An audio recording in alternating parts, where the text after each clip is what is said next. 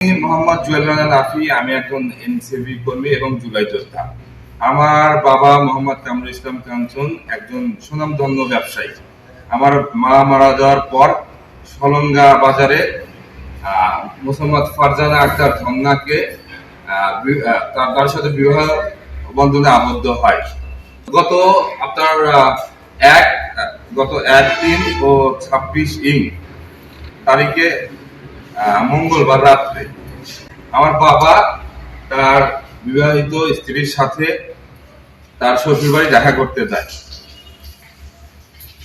দেখা করতে গেলে সলঙ্গার বিখ্যাত চাঁদাবাজ, সন্ত্রাসী এবং বহিষ্কৃত অস্ত্রধারী নেতা ডাকাত দলের সর্দার ফরিদ তার বাহিনী নিয়ে তাকে জিম্মি করে তার থেকে নগদ টাকা ছিনিয়ে নেয় এবং বেধড়ক মারধর করে এবং হত্যার চেষ্টাও করে এবং আমার প্রিয় মার কাছ থেকে তার মারধর করে গলার চেন সহ ছিনিয়ে নেওয়া হয়।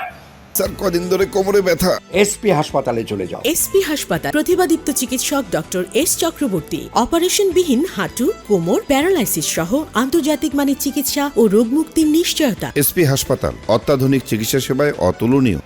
এবং আমাদের কাছে ফোন দেয়, ফোন দিয়ে সেই ফরিদ বাহিনীর সবাই ফোন দিয়ে বলে যে টাকা না দিলে তাকে ছেড়ে দেওয়া হবে না। তো আমরা আগে থেকে এই বিবাহের সবকিছুই জানা ছিল, অবগত ছিলাম, এই জন্য আমরা তাদেরকে টাকা দিতে অস্বীকার করি। এই পরিপ্রেক্ষিতে সে ফেসবুকে আমাকে এবং আমার বাবাকে নিয়ে অপপ্রচার চালায়। আমরা বিষয়টিকে অবগত রেখে আমরা 999-এ ফোন দিই। 999-এর পুলিশ বাহিনী গিয়ে আমার বাবাকে সেখান থেকে বের করে নিয়ে আসে। ভুটভুটি চালক ফরিদ এই বিভিন্ন সিন্ডিকেট করে সলঙ্গার মানুষকে জিম্মি করে টাকার টাকশাল গ্রহণ করে এবং বিত্তশালী হয়ে ওঠে।